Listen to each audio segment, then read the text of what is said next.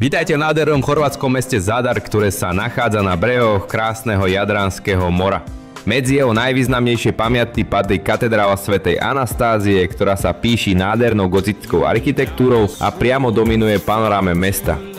Táto impozantná zvonica, ktorá je súčasťou katedrály, je prístupná pre všetkých návštevníkov.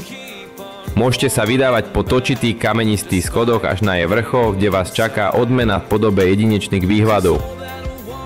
Z vrcholu zvonice sa vám naskytne panoramatický pohľad na historické centrum Zadaru, kde sa pretínajú starobilé uličky a nad nimi sa rozprestierajú červené strechy domov.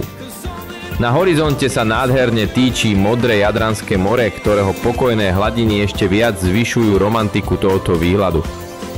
Nezabudnutelný je aj zážitok z návštevy zvonice vo večerných hodinách. Vtedy sa mesto rozsvieti tisíckami svetiel a atmosféra dostáva magický rozmer. Tieto úžasné panorámy pripomínajú, prečo je Zadar považovaný za jedno z najkrajších miest na pobreží Chorvátska. Katedrála svätej Anastázie bola postupne budovaná od 13. až do 16. storočia a v súčasnosti je najväčším kostolom v celej Dalmácii. Je to dôležitý duchovný i kultúrny symbol mesta, súčasť rozsiahleho komplexu historických pamiatok, ktoré nesú bohaté dedičstvo Zadaru. Samotné mesto Zadar je jedným z najstarších na pobreží Jadranského mora. Jeho história siaha hlboko do antických čias.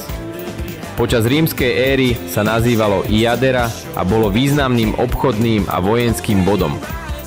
Nasledovalo obdobie byzantskej nadvlády a neskôr Benátskej ríše, ktoré výrazne formovali tvar mesta, najmä jeho architektúru, ale aj kultúrne tradície a spôsob života.